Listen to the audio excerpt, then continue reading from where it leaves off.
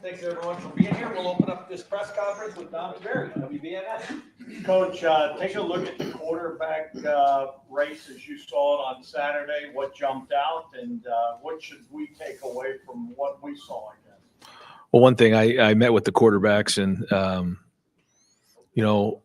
I made the comment that the only thing that was different about Saturday's practice was the fact that, we had students there and we had the media there. Other than that, it was just another practice. But what it does make you realize is how important every rep is. And that's, my job, and that's Billy Fessler and Brian Hartline's job, is to make sure that, they understand every single play matters. And we got to get better every day. That being said, it's been, three guys getting after it every day, improvement across the board. There's been good days on all fronts, but then there's been other days not so good. They're growing, they're learning. There's nobody that's that much further ahead of the other one right now, so they're going to continue to compete. And this is a big week for them, and Saturday will be a big day for them as well. Get in front of everybody and have an opportunity to compete. Folks, we keep it to one question. Dave Biddle, 24/7 Sports. Speaking of QB competitions, you were here a little over a year, and you had to deal with Joe Burrow versus Dwayne Haskins. How nerve-wracking was that for you at the time, and how has that helped you, I don't know, in subsequent QB competitions? It's nerve-wracking when you don't have a quarterback. It's a good problem when you have a room full of quarterbacks, and that's part of the process is finding the right one and trying to do the best decision you can. And there's a lot that goes with it. And in that situation, had two great quarterbacks, and they both had great careers. So that's not the one that's as nerve-wracking. What's nerve-wracking is when you don't have one. So, but yeah, every year there's just been, a different challenge, figuring out who that guy's going to be, and figuring out where their growth takes them. This is a situation where you have Lincoln, who's been here now for 3 years, and Julian, just for a year, and then Tavian just showed up. So all in three different points of their career, but all still learning and growing. None of them really have, a ton of significant playing experience. We'll see. Yeah, we'll see. I think that there's been good play. There's been mistakes made, but that's part of growing. Now the question is, are you going to continue to make the same mistakes over and over again? That's when, we start to get nervous. But right now, we're still kind of in that growth phase and learning phase. Andy Andrews, Left Warriors. I know. I'm sure it's similar on the offensive line, still in that learning and growing phase. But we've seen, obviously, Austin Searville work plenty of tackle, and he was with the ones at that position on Saturday. How much of a factor is he in that right tackle competition? Yeah, I think Austin's had a very good spring. He's been playing multiple positions, and I think he's a true swing player who can do both guard and tackle, and he's shown to be able to do that. And a part of that is being able to handle it mentally, making that jump. And, so he's been doing a good job of that. And like we talked about in here before, having a primary position and then a secondary position is something that we've focused on. So, he's getting to the point where I think he could start at either guard or tackle. Steve Hellwagen, 24/7 Sports. Yeah, Coach, obviously we just saw a snippet of the 12 days that you've had so far the other day, but it was hard to not notice what Lincoln Kienholz was doing. Just your, assessment of him and what's been good, what does he need to continue to work on, and is he in the thick of this right now? Oh, yeah, absolutely. You saw his potential on some of the throws that he made. You saw his athleticism show. We did, at a point, make the quarterbacks live, I think, which is the first time we've ever done that. I've ever done that. But I felt like it was important for them. And that was good to see them, move in the pocket and understand what live bullets are going to be like. And I think that's behind us now, but we got that in, and that was good. But I think that Lincoln, and I think it's the same for all the quarterbacks. We're trying to make the routine plays routinely. And I know you've heard me say that before, but that's really important to keep the offense moving. We have good skill players. We have good pieces around them. If they can just keep the offense on track on first and second down, and then play good, smart football on third down, make the throws in a red zone, and then when it's time to win the game in a 2-minute drill, that's when they have to be special. Right now, we're to the point where we just need to make routine plays routinely. We've seen them make this spectacular. We need them to make routine plays and be consistent. And sometimes that can be boring, but that's playing the position of quarterback. And all it takes is 1 or 2 plays to ruin your entire day. We've been there before. where a quarterback can play really, really good, but one play could ruin the entire afternoon in the game. So, I'm kind of bouncing around on you, but with Lincoln, I think that's the case, but it's like that with all the quarterbacks. Jake Trotter, ESPN. Yeah, Ryan, what's your expectation with Jeremiah in year 2, and where can he continue to develop and grow given how young he still is? I think everybody on the team is at a different point, and that was the message today to the team, that everybody has to continue to get better when they're on the field. Now, where is Jeremiah as opposed to Tavian St. Clair or Devin Sanchez? They're different points, but for Jeremiah, it's like, how do I get that 1% better every day? And a lot of it is, learning how to become a good teammate, learning how to, encourage other guys around him to play winning football, which he does, but you're starting to see him come out of his shell a bunch. He's done some route work inside in the slot, which is, mostly he was outside last year. We're going to increase his route tree as time goes on. So, there's a lot of things that he can improve on, certainly, but getting more and more experience is part of it, but also just, growing into his position and his personality on the team. Tony Gertman, Buckeye Huddle. Ryan, what did Quincy Porter do to be the first freshman to lose his black stripe? He was productive. He made a lot of contested catches. You guys were able to see that. We've seen a lot of that leading up to this point. And, we don't like to get those black stripes off too early for the freshman, but he earned it, especially in a competitive live day like that, to make some of those catches. And he had a couple of catches before you guys even got in there that day that kind of lit up the group. So I like just how gritty he was, how competitive he was, and he's showing toughness, again, making those contested physical catches. And so if he can keep playing like that, he's going to find himself playing a lot of football this year. Pat Murphy. Ryan, going back to Jeremiah, we saw the students just mob to him afterwards. I imagine off the field he's dealing with the stardom that comes with what he accomplished last year. How do you help him manage that side of things while also doing the on-field stuff that you just talked about? Well, Jeremiah is a fairly private person, so that is in his favor. But we've talked about it, and every time a situation like this comes up, we need to have a plan. CJ Barnett has a big part in this, and we talked about that, and we spoke with Jeremiah even for that event there, what the plan was. He's become obviously just kind of a complete lightning rod. You see him and it's just, everybody lights up, because not only what type of player he is, but who he is as a person. He's got that smile that just lights up a room, and he's just magnetic personality. So, all the recruits, when they come in, you ask them, so who'd you like at practice? Every single one of them say Jeremiah Smith.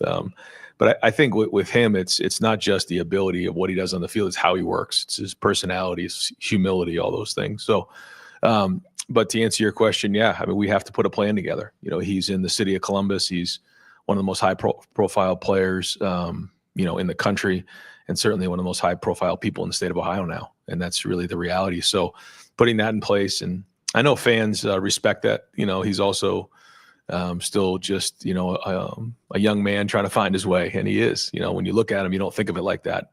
But he is. And so we put a good plan together to make sure that he has what he needs. Spencer Holbrook, Letterman Row. 2 years ago, you guys had Cody as like a third linebacker to help out the defense. Last year was Arvell. With Payton, it seemed like every time you looked up, he was making a play around the ball. Do you see that for him this year? What kind of impact does he have in your guys' defense? Yeah, I think Payton Pierce is thriving right now with, having James and having Matt there. Matt certainly has a great background in linebacker play, and, just some of the new things and some of the schemes and techniques that are going on. He's a guy that understands football at a high level. He's a great tackler. He was a high school wrestler. He can really see it. And, I think he's really coming into his own. He was coming off an injury, coming out of high school, getting here, and then you have that freshman year. Now he's got a whole off season to really train, and he's playing well here. So he's seeing things well. He's playing fast, and this is another guy that's going to have a big impact for us this year. Dylan Davis, Delaware Gazette. Going back to the quarterback, I just want to follow that up. You said that none of them have much of a gap. But is there a gap at all, even if it's small? Do you feel like one guy is, I don't say leading the race, but he's done enough to say, like, hey, he's put his best foot forward? I think it's fair to say that Tavian has probably the longest way to go, just because of just the lack of experience. I think it's easy to see. You guys saw it on Saturday, the talent and his ability to run, his athleticism, the arm. He has all those things. He just needs to play more. He needs to see it more. The game's just moving really fast for him right now, but he's picking it up. He's getting it every day. So I'd say he probably has the farthest way to go. And then Lincoln and Julian are pretty much neck and neck right now. Austin Ward, rivals. Ryan, when you made that decision to let them go live, I think you may have done that another practice before Saturday. That's a calculated risk and one you've said you never wanted to take before. Why was that different this time? And what was the thought process to get there? Did you have to take a deep breath? Yeah. Well, I think all three of them needed it for different reasons. I'll start with Tavian. Tavian, coming in and seeing the speed of all this. We're not going to do it in the preseason, so this was really about the only time we could do it. And I felt like he needed to feel the speed of the game, because the first time is going to be against Texas. And if the first game wasn't Texas, I don't know if we would do it, but it is, so we got to be ready. Lincoln, other than that, the bowl game, he really hasn't played a lot of significant football. So you start to get into a rhythm of practicing as opposed to playing. So you're sitting in the pocket. You start to feel like, you almost have a unrealistic view of your protection in there and getting a feel for that part of it. I also felt like he needed to let, he's bigger, stronger, more athletic than he's been. And I feel like he needed to let his athleticism go with some of the pocket movement things, some scrambles, just to feel what that is like. So I wanted to make sure, he got a feel, because when you're standing there as a quarterback and you're live, that's just a whole different feel, being a quarterback, knowing what that's like.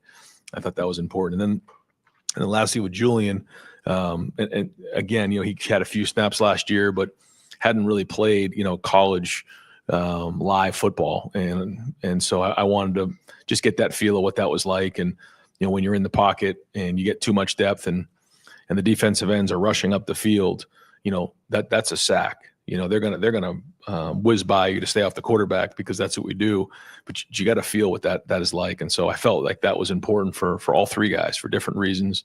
But that's probably the hardest thing for a young quarterback to understand, is standing in the pocket, when to stand in there, when to slide and create, and when to escape. And if you're not live, it's really hard to replicate that. So felt like it was important. Everybody came out alive, and so I think we feel good about that.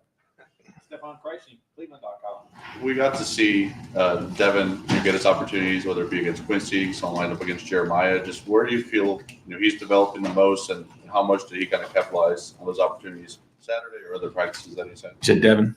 Yeah. He just going against great wide receivers every day, and that was part of the recruiting process with him and a lot of our guys, is that you're going against great players every day across the ball, and that's how you get better. And so, he's had some really good snaps, and then ones that he's grown from and learned from. But he's very, very competitive, and just like any great corner, he's got a short memory. He moves on to the next one and grows from it. Rob Hall or Columbus Dispatch? You're coming off a season where you broke through, won it all, and you like to talk about process. Do you feel like you found the sweet spot, and it's going spring into fall, is just rinse and repeat? Or how do you navigate this? Just do the same thing we did last year as close to possible? Right. No, it's coming off of last year. My initial first 2 weeks after the season was okay. I wasn't even thinking about anything moving forward. We have to take a step back in spring. We just played 16 games. It's a long year. We have to be really smart. Our roster goes to 105. We can't afford to lose anybody. Got about a week and a half into spring and realized, the guys who left played a lot of football. The majority of these guys haven't played a lot of football. We need about 5 more weeks of spring football. We do. So we're going to petition the NCAA to see if we can get 5 more weeks, but I don't think they're going to pass that one. So it's actually become one of the most physical spring balls we've ever had. Now, guys like Caleb, guys like Sonny, some of the older guys, we've kind of pulled out a little bit. We've played a little bit more with the 2s and the 3s, getting those guys more and more reps because they need to play. They haven't played. And it's so much different when you're a backup and you flash and you make a play or two. When you're with the 2s, okay, now you're the guy that we're focusing on. You got to sustain that level of play throughout a whole game. And we call it, you got to carry water. You got to be able to do the work. And that's growing up, as we all know. And so, we're looking for a lot of these guys to take the next step with that, to be able to now take more of these reps and be able to handle that for extended periods of time. And so that's where we're growing, but we're young, inexperienced. But the more we can do this, the more we can play and, get scrimmage-like environments, the better. So we're going to do that at the spring game on Saturday, just to kind of hit that format. So we'll break up offense and defense, and the first part of that will be thud, for some of the guys who have played a lot of football. But we'll be doing that, and then once that happens, after a few drives, we'll get right into it, and we'll be tackling. The quarterbacks will not be live, but everybody else will, and it'll look like a normal spring game. Dan Holt, London Warriors. You mentioned last week that you need to see some defensive tackles step up. Have you seen any growth in that area in terms of building depth there? There's been flashes, but in order for us to play defense like we did last year, we're going to need those guys to step up more than they have. I think, again, there's ability there, but consistently playing at a certain level is something that's a challenge that I know that Coach Johnson is going to be pushing these guys for over and over again. And we need these guys to step up in a big way. I think that guys have gotten better for sure. I think you're seeing it. But in order to be where we need to be next year, there needs to be more and more growth as we move forward. Dave Holmes, WSYX. Yeah, Ryan, without fail, the fan base will overreact on Sunday morning to 10 or 15 throws in this game because that's all they're seeing. I guess if you're, Professor Day, and this is the spring semester final exam, what percentage of the grade, how much do you weight a game like that as opposed to what you've seen the last few weeks? It's a piece. I think about quarterbacks' journeys along the way, and you just take certain guys, now that are in the NFL, and you just start in high school, and then you go to college, and you see their journey. And some guys transfer and they go somewhere, and then they transfer somewhere else, and they finally play their best football later on. Or then maybe some guys, go on and play some of their best football in the NFL. It's a process and a journey along the way. So it's hard to make hard and fast decisions sometimes with young players. The key to all of it is them being resilient and learning and growing. And the faster they can learn from their mistakes and get better, the better off they're going to be. And so I don't have a crystal ball. I don't know what it's going to look like. But, this is just the beginning. I don't know, like you said, like what percentage we're there. I can't really tell you. But I know that, these guys all have to continue to grow and get better. And, part of that may be throughout the fall. I don't know. We'll have to see where it goes. But the good news is all three can do it. They physically can do it. They can throw. You've seen them do that before, but it's now playing winning football for us. So the best we can do is put them in game environments. That's our job as coaches. But, they're still green. Just a few more. Joey Kaufman, Columbus Dispatch. Right, with Lincoln and Julian being pretty much neck and neck, is this a competition you expect to go into fall camp, or is there any way to resolve? I mean, maybe one of these guys jumps out ahead this week and really, make some separation, which if they do, then they do. But we'll see. We'll kind of see where it goes. And tomorrow will be a big day. But then really Friday is more of a spiders practice. We have our high school clinic here, but then the spring game. So somebody would have to make a significant move here on Tuesday and or Saturday to really make that move to jump ahead. Stephen Means, Cleveland.com. Just more of a big picture thing. Whether it's Dwayne, Justin, CJ, I'll throw Kyle in there as well, and even Will, because it does seem like he's left an impact on how you view things. How have each of those guys, as a quarterback coach and a former quarterback, maybe impacted your view on the position in terms of what's important? Yeah, you learn because when people say, like, what are you looking for? You don't always have hard and fast answers. It's just like anything else. When you watch something, you use your past experiences to try to identify and project where someone's going to be. There's certainly things that you look at statistically, analytics that you can look at, completions, grades, all those things are great. But a lot of it is just, looking at it and knowing the position, and then, using your past experiences of where guys were in their progression, their mentality, their mindset, their ability. There's just so many things that come into play. So, yeah, I mean, whether it's those guys here or even when I was in the NFL or, Matt Ryan at Boston College, I mean, you try to use all of the different people that you've used in your past to try to identify where these guys are in their process, knowing that everybody's different. Bill Rabinowitz, Columbus Dispatch. Not a quarterback question. Do you believe that when you leave on spring practice and Saturday that you'll feel good about the position, or do you still have major concerns because of the inexperience? No, we'll feel good. We'll feel good. We feel great. I don't know. We'll have to see how Tuesday and Saturday goes, but I think we'll definitely feel good coming out of there. I mean, we have good players, and I think the guys believe that they can do it. It's a growing process. And final question, Tim May, wall to wall, and 97.1 The Fan. Thank you, Jerry. There's a million questions, but velocity, the way the defense played on Saturday seemed to be obvious. I mean, to me at times and stuff. How pleased are you about that progress?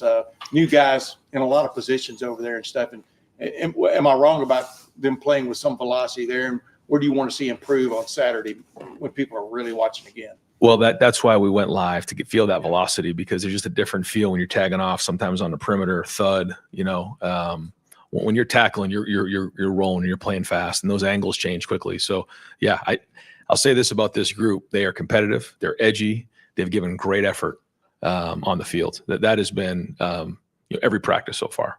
So that is something that's like a foundation you can build off of. And I think that's been excellent. I think you saw how hard they were practicing on Saturday, and that's been, now we've condensed this thing down to 4 weeks. So we've been going back to back to back with some of these practices, and they've been physical. So I give the guys a lot of credit. I mean, that's a great jumping off point as a team. Now, if we can just keep building and growing, we'll have something. Coach, thank you very much. All right, guys. Thanks. Yep. Matt?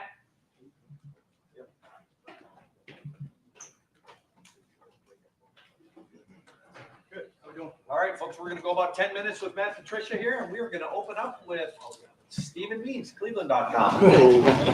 Matt, it seems like you've got a lot of options in that secondary for what you would want to do. What have you liked about Jermaine in that slot? And also kind of a sidebar of that, how much of when you first looked at Caleb, when you were looking on the film, were you just thinking, how many different places can I realistically put him in a game? Yeah. I mean, when you have pieces like Caleb and guys that football knowledge that he has and his instincts. And it's been great the more that he's kind of been out there to really watch him on the field and how he moves, how he deciphers the game and how he sees it. You love those type of players for sure, and being able to relate that to some things that we can do with him and put him in those positions is it's fun. It's fun. He's dynamic now. I mean, this guy he's smart.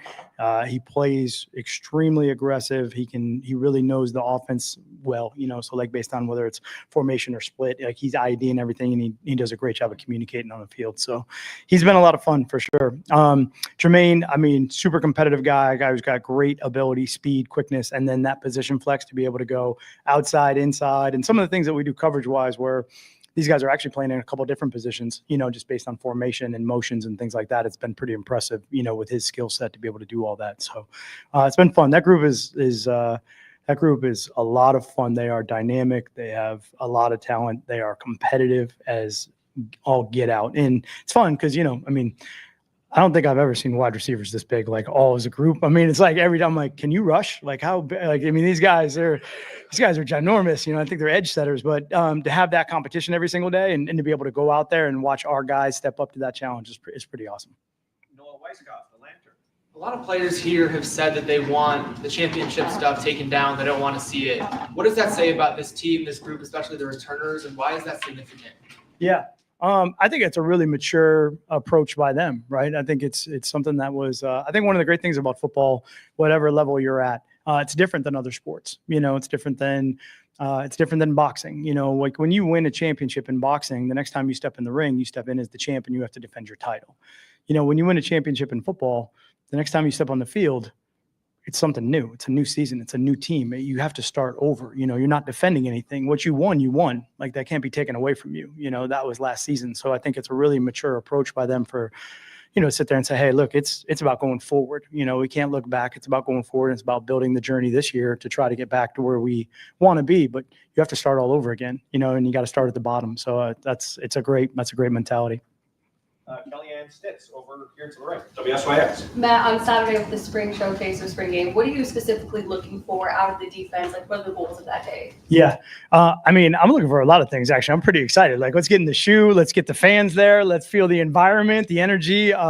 Just getting a little bit of that last Saturday with everybody kind of in the indoor, that excitement. I think that's that's fun. I mean, we're getting that feel for it. So I'm excited to see the fans. I'm excited to get the crowd. I think one of the things defensively, you're always trying to, practice in these situations, communication, right? So it's always going to be hard at home for us to communicate because our fans are great and it's going to be loud for the opponent, which is what we want. So our communication has to be on point. Our recognition has to be on point. I think, this is obviously new for me, not having in a while, having preseason games, right? So the next time we go in that stadium to play, it's for real. So just our overall operation, coaching staff to make sure we're communicating well, make sure we're getting substitutions and personnel groups and all of that, this is a good opportunity for us to get a dry run at that before, we get to that first game. So that's really important. And then, of course, we want to see everybody compete, the different positions and the different opportunities that everybody has to go out and, we'll get a chance to look at that tape and get another evaluation of where they're at. So there's a lot. It's going to be great. I can't, let's go. It's going to be awesome. Bill Rabinowitz, Columbus Dispatch. How would you break down the safety competition between Lonnie Carpenter and Jalen McClain opposite Caleb right now? Yeah.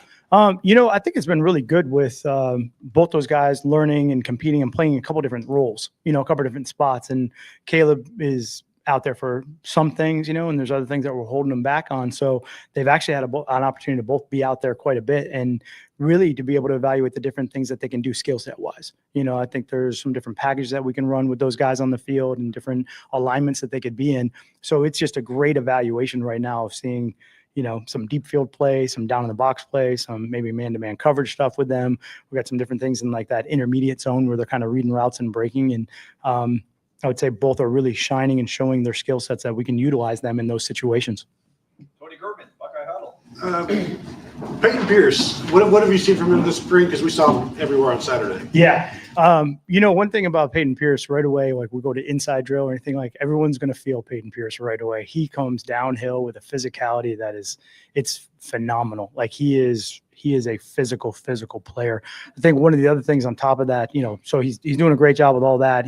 But to build on that, his communication, his command, linebacker, you have to be able to get in there, call the huddle, make sure we get adjustments right, get the front correct, communicate with the back end. And I think that's the piece of it right now for me that's really improved through the spring is just his overall command, understanding of the defense, and then his communication to get everybody, kind of set and lined up and ready to go. It's been good. Matt Murphy, 24/7 Sports.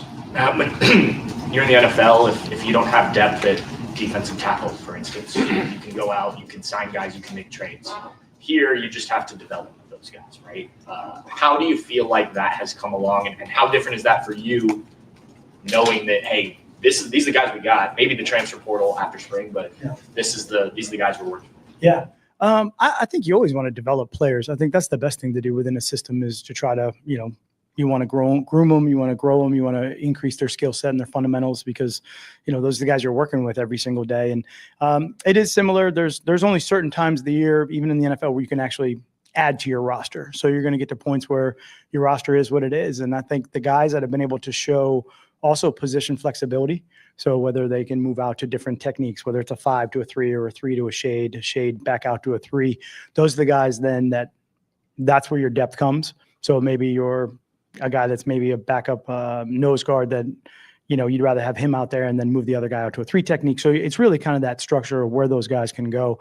But I think you're always trying to develop, always trying to bring those guys along. And, it's like I tell them, just prove us right. That's why you're here. We believe in you. We know you can go do it. So we're going to do everything we can to help you, achieve everything you want to. And that's going to be the best for the team. So, I think those guys are working really hard. Coach Johnson does a great job. I mean, all the drill work. If you get a chance to watch Coach Jay do his drill work, it's the detail of the hand placement and the footwork and the, just the coaching points that he puts them through. Those guys they're blessed to be in that situation to get all of that information. And then those guys that just continually build on that and grow, as a player, you can really see that, you can see why those guys develop every single year. Austin Ward, Rivals. To follow up on that defensive line, where from day one through the end of 3 weeks do you think you've seen the most progress up there? It's a good question. I would say, I think the guys have done a really good job with the multiplicity of some of the things that we're doing right now, and moving around and kind of being in some different spots just to kind of get an evaluation of it, to see if we can have some of that depth and put them in those alignments. So I think that's been pretty impressive. I think our pad level has gotten better. I think that's one of the things when you start out and you're back in practice and you're rolling, and it's the beauty of spring ball. We actually have we have equipment on. So you actually get to evaluate this stuff and not have to wait till training camp, which is awesome. So we've made strides there, hand placement, pad level, which is, leverage up front, which is what we're going to need. So that would be the biggest area I've really seen, like, guys just kind of really getting better technique. All right, Spencer Holbrook, Letterman Row.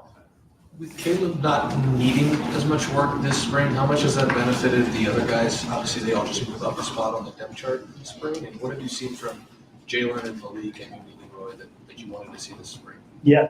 I think there's always opportunity when guys aren't on the field, and certainly you want Caleb on the field. He's really good and kind of helps settle the communication. He's a great player. But look, when guys aren't on the field, it's an opportunity for someone else to go in and step into some different roles and have an opportunity to go make some plays and flash, for the coaches and for their teammates. I think all of those guys, that you mentioned have done that, and have done it at different points. And now it's just building on the consistency of that, whereas you have a player like Caleb that has proven that he can consistently show that kind of production and that performance. Those other guys are now having those reps to be able to have enough, built up to show that, hey, they can do it consistently and be in the right positions and make the communication and make the plays. So that's been the best part about it for those guys, just having all of those reps. And, again, I say this one too, we only have so many games, so you have to get better at practice. It's just what it is. It's different than, like I said, baseball, you play games to get better. Football, we got to practice to get better. And I think having those guys to be able to have those reps has been invaluable. Time for just a couple more. Far left, Jake Trotter, ESPN. Yeah, hey, Matt. What has been your impression of Jeremiah this spring, especially given your NFL background? Really, again, like I said before, just outstanding kind of just presence out on the football field. That's probably the biggest thing I would say. Just his ability to kind of just calm things down and go play, and really good player, obviously. But that'd probably be the biggest thing. Yep. Gabe Biddle, 24/7 Sports. You've talked about adjusting your scheme to the strength of your players defensively. Is the 4-2-5 the best formation for you guys? And how much 3 linebacker sets do you plan on using? Yeah. I think, 4-2-5 or the nickel sets, and the variations of those nickel sets are just so prominent in football right now because there's so much 11 personnel. And then the 12 personnel, which is the 2 tight end sets that play like 11 or the open up formation. So you got to be a little bit multiple to be able to do all of that. But, when you got to get in base and get into, 3 linebackers or some version of that, you have to be able to stop the run. And certainly that, I think, also picks up critical situations, whether it's third down, low red area, or you're just getting bigger offensive personnel groups out there. So having all of that is important. Being able to be multiple out of the nickel packages is something I think that's really important too. And then there's different variations of those nickel packages that, with as much talent and which is much the guys that we have in that room, I think we can do some of that and be versatile that way, which would be great. Dylan Davis, Delaware Gazette. With the emergence of Payton Pierce to play the way he is right now, does that free you up maybe to do things with a guy like Harvell that you wouldn't otherwise be able to do if you didn't have a proven third linebacker behind you? Yeah, Arvell, he's definitely has a different skill set, so there's a lot of things I think you can do with him and having that depth at linebacker and to the point of being able to play, nickel defense, being 3 for 2 in that position, or sometimes 4 for 2, where you can rotate guys through. That allows you to move those other guys around into other spots. And I think Arvell's got a skill set that, we're taking a look at some of those things right now to see how much he can do. And you certainly want him to be great in the role that he's in. You got to make sure that that's solidified and ready to go. But moving him around, I think, makes it difficult for people to try to figure out what he's doing. Absolutely. And final question, Tim May, wall-to-wall and 97.1. Hey, thanks. Coach, legend has it, I forgot the year, but you went through 11 safeties in the safety spots at New England, maybe 13 if you count Gronkowski as a Hail Mary dude and stuff like that. What did that year, teach you about teaching? Yeah. What did you learn from all of that? And I'm thinking college is a kind of a similar bag, Yeah, I think it's just conceptual teaching, I think, is what you're really trying to do at that point. When you have guys that either, whether it's injury or position depth, if you can teach it in a conceptual way and then you can kind of plug people into different spots, I think it goes a lot longer than just kind of memorization of this assignment. Like I have this assignment on this play, this assignment on this play. So maybe a little bit of a bigger picture teaching, conceptual teaching that those guys now that come in understand the concept, and now they can plug themselves into different roles within that concept. We were actually just walking through that with the backers too a little bit. It's the same idea for them. It's just we have a coverage concept, and it's like, all right, well, this is the structure behind it. This is the structure underneath it. Doesn't really matter where you are right now. Just understand like we need to have this, this, this, and this. And based on the communication, those are the rules that you can play. So when you can understand the defense, I think in that way, then you can plug and play a little bit more or make guys more versatile and have more depth, value to the roster. How challenging was that though? I would think from week to week. Yeah. Yeah. It's always tough when you get guys in on Tuesday night and you got Wednesday and you got a couple of days to get ready to go play a game. But, I think the beauty of that is, I think you get them up to speed as fast as you can, but you also try to understand what do you think you can actually do with them that week. Don't put too much on them. You just want to be able to still play fast and aggressive. They have to go play the game. So you got to find the right balance of like, hey, this is the amount of information we can give you and the time that we have to practice so that we can go perform at a high level. Yep. Coach, thank you very much. Appreciate it. Thanks so much. Good to see everybody. Saturday.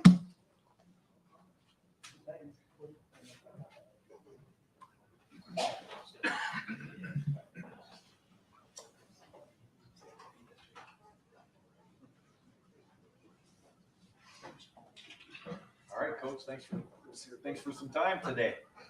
And in lieu of today, Coach Hartline will not be available tomorrow to talk. Really? Dang. Come on, man. You're robbing the people. You're robbing the people. Today should be offense. Tomorrow should just be about the wide receiver. Okay. Break it out. Brian's a great guy. I'm sure No, don't lie to the people. But today, down to Barry, BNS. Coach, take a look at the quarterback race. What are you seeing, and what should we take away from what we saw Saturday? I don't know what you see Saturday. I think that they're competing at a high level, which I appreciate. I think earlier in spring, I identified that, their preparation outside of the allotted time on their own to prepare for practices is very apparent. That's continued. I think that they are very hard on themselves, which they need to be. We are as well. The expectations here is the highest in college football, and they know that. I think that we're chasing consistency across the board, not just quarterbacks, just every position, frankly. And, that position more than ever. I mean, that's the only guy that's going to touch the ball every play. I'm in the center. So, what he does and how he protects that ball and facilitates for his own line and his skill positions is really important. The guys are doing a good job. Really proud of where they're at. Probably, coach will handle most of those conversations and Coach Fessler. But, I can't say it's ever good enough. That's college football. That's Ohio State. But they're on a good trajectory, and I appreciate the way they've gone about each day. Ryan, how do you feel like the depth is coming along at wide receiver? Are you seeing, those 4, 5, 6 guys that you want to have there? Yeah, I think there's definitely a group, I should say, forming. How deep that is, I'm not fully sure yet. I mean, it's definitely coming along. Very encouraged with the young guys, though. The freshmen that have come in, they're competing. They are making mistakes, but quicking the mistakes quickly and not making repeated mistakes. They're making some plays. There's probably some consistency level at which they, you wish it was a little better, but they're doing a good job taking meetings to the field. So lots of encouraging sign early on, and I anticipate that to continue through summer. Jake Trotter, ESPN. Yeah, Brian, off the season that Jeremiah just had, how have you challenged him this spring, this offseason, and where can he still develop and grow given how young he still is? Yeah, he's really young. I think that, he doesn't operate like that. He operates, beyond his years.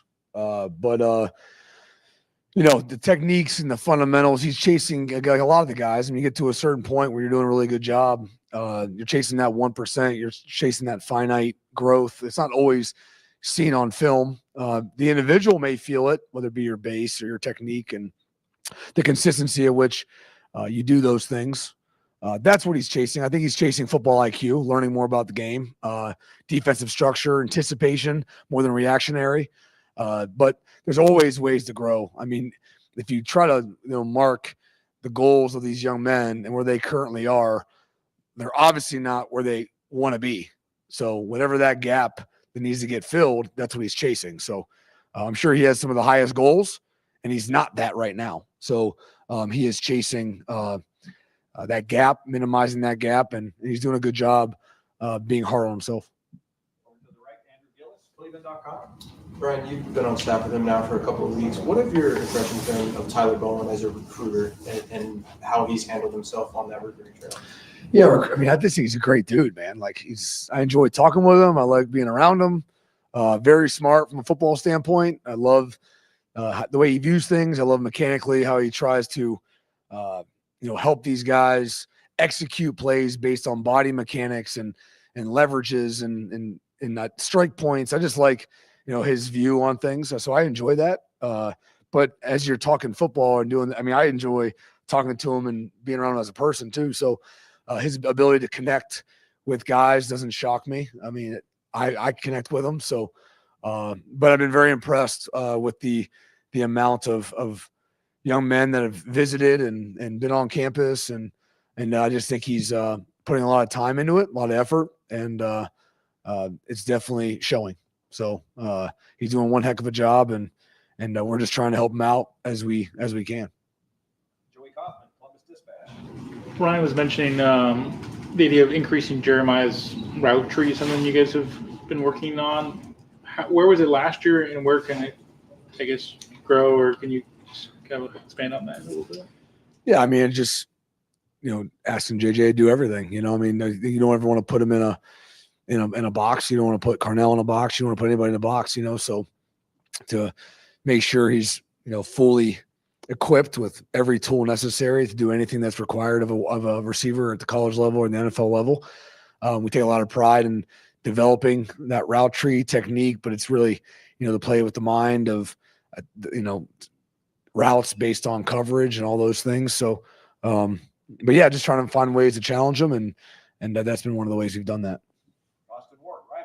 Ryan, when you guys were talking as an offensive staff about the possibility of having the quarterbacks go live, were you surprised that it came up? Were you surprised that you guys wound up doing it? What were the deliberations? I'm surprised it's even a conversation. Like, it should always be live. That's how you play football. So obviously there's a proximity to the season, which is a little reckless. I understand that. But in spring, when you're competing for jobs, I mean, if I'm a quarterback, I'm asking to be live so I can show him how I'm different than, anyone that can't be live. You know what I mean? You're always trying to find an edge. And if you're never fully live, I don't think you fully give guys opportunity to be who they want to be or be who they can be. So that being said, I will cast my vote, but that will not be my final decision on that. But I will cast my vote. The guys have handled it well. It was good for all parties involved. And the more we can do that, the better. But I'm sure that is coming to a close here very quickly. So. Ryan, Jeremiah off the field, we saw after practice on Saturday, the mob that came to get autographs and things. When you're working with him on all these things you're talking about, but also dealing with the life of being one of the biggest names in college football, how do you help mentor him in that aspect of things? Yeah, I mean, it's a blessing to be able to be in a position where, can provide insight or I wouldn't say recommendations, but just, give perspective. How he chooses to receive the perspective or not want it or not. I mean, he always does, but which is fine. But to be in that position is really humbling. That being said, he does a really good job on his own. He doesn't need checked on too much. He's really done a great job. Again, the way he was raised and his morals and humbled, always signing, taking pictures. I'm always trying to be the bad guy for him because he's not going to be. And just says, again, more about his character. But he's not the only guy. Any guy would kind of do that. We have a group full of awesome young guys, but Jeremiah's done a great job with it, handling it. And it's definitely growing at an exponential rate, to say the least. But I think he's built for it. And he's been handled at a high level. But those around him, we're trying to help him out a little bit. Yeah. What made Quincy the first freshman to lose his black stripe this year? Yeah, I mean, that's a good question. I think that, frankly, I'm not really fully involved with that. So I can be, but I wasn't. I think that people on the outside, whether it be defense or even Coach Day or anybody, brought it to my attention. We were kind of just going about practice, and that's our expectation, to make plays, not make mistakes. And he was starting to make a lot of plays consistently. And I think the consistent level that he's been as a person, being on time and doing his job description on each play, and the ball is coming your way, you're making some big plays, and it starts being seen by your peers, and your peers start asking for it. They start barking, get his stripe off, all those kind of things. That's the ultimate sign of respect, I think, when your peers, go to your bat, and he's not going for his bat. No one else, people are bringing it to your position coach. I think it speaks volumes of the general respect that you're earning through the process. So I think something like that happened, and it was well deserved based on his peers and the other coaches. Ryan Day was talking about how impressed he's been this spring with Austin Saraville, all that he's been able to do, and Tyler Bowen was talking last week about the importance of the cross training and all that goes into that. Just how much have you seen Austin benefit from this spring and everywhere that he's been, and how big of a piece do you think he's going to be regardless of where he fits on this offensive line? Yeah, I think Austin's been awesome. I mean, he literally, I don't know what I'm say. He played every position. We just move him around, and he handles it. And, he's one of those guys, I feel like you watch film over and over again, day after day, and his name never really gets brought up, in a good way. Like, the O-line, your name gets brought up when usually not going as well. They're literally at the point of attack on every single play. So there's nowhere to hide. And so, but Austin, when his name gets brought up, it's like, man, that was a good job. Right? Good job. Pass off that combo, whatever. It's always positive, and been really impressed with him. It started in the winter, did a great job through the winter. Again, continuing to build the respect for his peers. And then he's done a good job, really good job, just being very consistent through spring. Far left, Jeff Gilbert, Press Pros. Brian, since you've been working more with the whole offense, when it comes to quarterback play, what has grown in your, appreciation of that position and what those guys have to do and go through? What do you think more about those guys versus maybe what you thought before is just a wide receiver guy? Yeah, I mean, there's no just a wide receiver guy. If you are just a wide receiver guy, but you won't be a very long. It's all about quarterback play, So I think in that same world, though, to the point is that, in order to be a great receiver or receiver guy, whatever you want to call it, there's only one page, it's the quarterback's page. So everything is based off them. Whether it be their progression, their timing, the stresses they have is what we're trying to minimize. So if you don't fully understand the quarterback play, it's hard to, maximize receiver play, I think. That being said, I'm still always learning. I think that I can't say anything's jumped out massively right now, but I would say that I guess I would say the preparation level. What is required to execute and play at a high level is just not capable in the allotted time, right? There's only so much time we're allowed to be with players. If you're not willing to spend, your own time getting prepared for practice to maximize one's ability, there's a good chance you're not going to maximize your ability. So, other positions, O-line, same thing. Receiver play sometimes can get away from it. We do a great job studying and being in the room extra for sure. But the requirement of a quarterback to know, to fix protections, to be our run game coordinator based on the calls, to get us in different checks. There's so much they need to know. And frankly, the O-line's only as good as the quarterback. The receiver's only as good as the quarterback. The offense is only as good as the quarterback. And it's our responsibility to put guys in position to maximize what they're capable of maximizing. But their inability to notice that they need to spend extra time outside the allotted time, I think is critical. And the amount that it takes, I guess I was maybe a little naive too, but the guys are doing a great job doing it. Got time for just a couple more. Coach has got a meeting. Rob Aller, Columbus Dispatch. Yeah, Brian, you guys have reached the mountaintop. You got a banner out there, national champs. How do you keep these guys grounded, being in the moment, looking ahead, not back? Do Are you tougher on them because? No, I think we have a lot of guys, I think it's understanding that we were trying to build the map to get to where you wanted to get to. But now that we have the map, doesn't mean we've traveled the path. So, like, we know what it looks like. The guys that are here know what it's supposed to look like. The guys before us set an unbelievable example of how to get to where you want to get to. So the focus is on trying to replicate what they just did and how they operated. Can't say we've done that right now. So it's very easy to stay motivated because they already know it's not good enough, frankly. And so the last thing they want to do is put in a ton of effort and then not reach their goals. So motivation, I don't think is needed. I think there is a catching up of those that maybe aren't quite sure what it takes, but overall, motivation is not what we've needed. Clarity of message is definitely what we've been focused on. And I think the message is being received. So not concerned about, motivation and the looking back, if you will. I think everyone's pretty focused on being forward and knowing we haven't accomplished anything. So Stephen Means, Cleveland.com. Who would you say is the leader of your wide receiver room right now? I would say Carnell Tate, Brandon Ennis, probably have done the most outspoken, in the room. I would say that they're doing a good job. Those are probably the two guys that would jump out of my room. Yep. I mean, because Brandon, he's been vocal, obviously.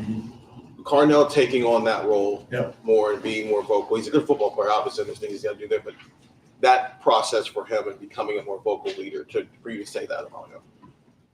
What was the question? Carnell, like, what have you seen, like, the growth part of it? I think he's pulled guys aside, and had one-on-one conversations with them. He's locked into, I think he saw the impact that Emeka made and the role he played, and to think that you're going to lose that and then be a better group probably doesn't mathematically make sense to him. So someone's got to step up in that role. And one, everyone respects him. Two, he knows he's capable of it. And it's just the desire and the appreciation, I think, to be at the older table now, at the older head, and appreciate the way Emeka probably went about his business. And so he probably valued that, appreciated that, and he's just making sure we still have that. Final question, Bill Rubin with Columbus Dispatch. Could you assess the running back room? I think it's pretty much assumed both those running backs, CJ and James, think that tandem system is probably the way you got to go again. How do you think how's it working? And do you see third and maybe fourth guys popping in there? I think that, in college football, or NFL football, any football really, you got to have depth in the running back room. I think that it's very apparent in the NFL. It's usually a two-back system. Very rarely is it one guy. But in college, I think we saw the benefit of that last year. The ability to complement each other is really important. I mean, the ability for us to identify what they do great and put them in good positions to be what they are, or what they're best at, I should say, is really important as a coaching staff. I've been very impressed with even the younger guys, Sam and Bo, and the way they've come along. Consistency is still what you're chasing, right? You're always able to. That's why you're here. But how often you do it ultimately dictates how much you play. So, but overall, I think the lock's been on them. They understand the standard in pass pro. And not being a guy we got to sub out because you can't pass protect. So we were blessed, especially with Trey last year and Quinshawn. So, but no, these guys have done a good job. They're competing. They've been very coachable. It's shown up a lot on film. It's always hard on backs. I mean, every opportunity you get to go live and break tackles really gives you the most feedback on what these guys are capable of. If you're just playing tag out there, you never get any yard. At least you shouldn't. But the running backs, on contact days have done a good job. James has done a really good job growing. Really excited about him. Everyone's really excited about him and CJ. I think ultimately, how good the group be is probably based on, the bottom rising, right? I mean, you're gonna have some guys at the top, but where's the floor? And so I think Bo and Sam, those guys have done a really good job, and we need some more guys to get healthy, more guys on campus, but very encouraged. Coach, thank you very much. Thank you.